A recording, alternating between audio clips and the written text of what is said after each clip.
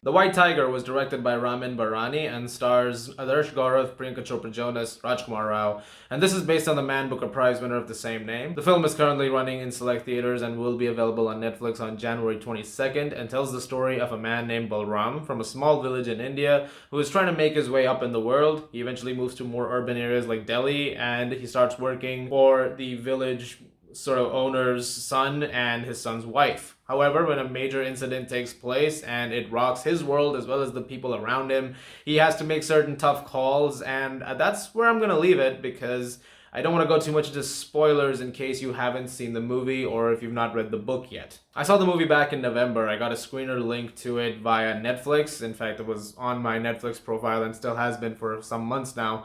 And ever since I saw it, I was told not to talk about it too much until the week of release. Since it came out in theaters last week, the embargo lifted then, I put out an early social media reaction for it, but I said I'll put out a full review of it in a few days. So now that that's done, I can tell you about the film, which I thought was decent. I enjoyed this movie for the most part. I think it's a mostly very compelling and a very riveting movie.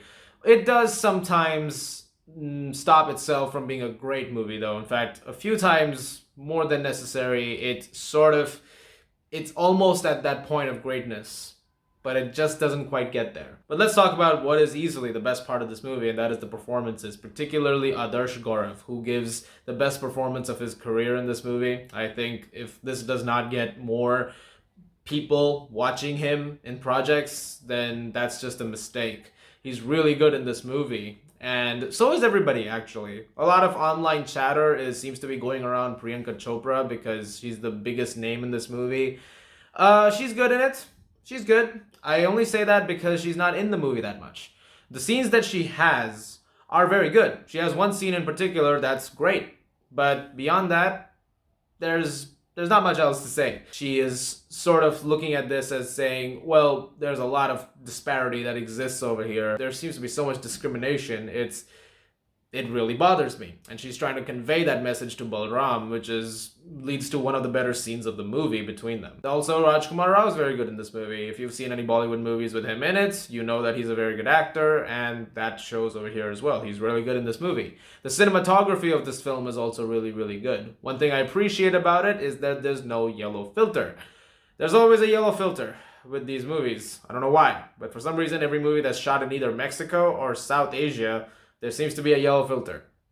I don't get why.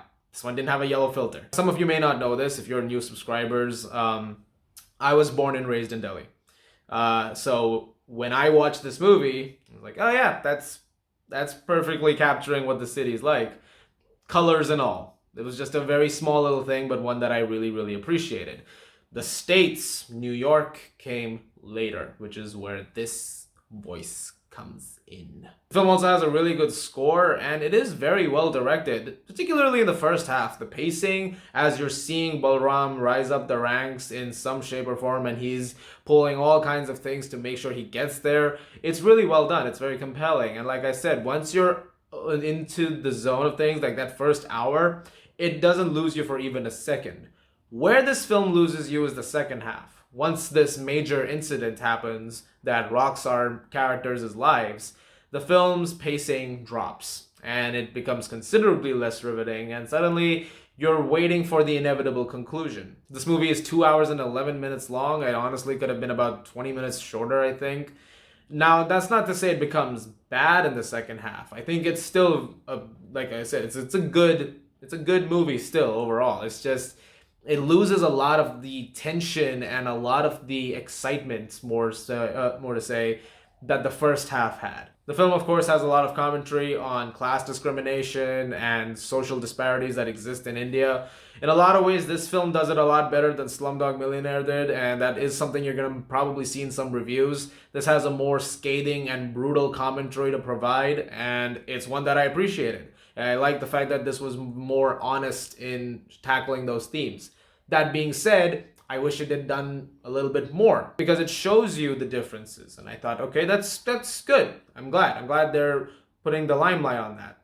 But after a while, I feel like they could have gone a little further into that scathing commentary and maybe made something more of it. And so I think that was a missed opportunity on the film's part. Mainly, those are my only issues with the film. Its pacing, and some of it just remains underdeveloped. I wish that there was a little more time allocated to maybe expanding on a few elements that the film brings up in the way that it does, but at the same time also not losing the riveting first half's energy, and it starts to dwindle in that second half, which is something that I was a little disappointed about. That being said, I still think it's a really good movie, and I think that there is a lot to appreciate in it. I don't think it's as good as it could have been, but I'm more interested in hearing what other people think about this movie, as in when it comes out, or if you've already seen it in theaters, what did you guys think about it then? I'm gonna give The White Tiger a 7.5 out of 10. Guys, thank you very much for watching, and this was the first review of 2021. We're off to a start. Looking forward to more reviews very soon. I also saw a few other movies like Minari and Pieces of a Woman. Looking forward to talking to you guys about those. As always, if you like this, please do subscribe, and I'll see you guys at the movies.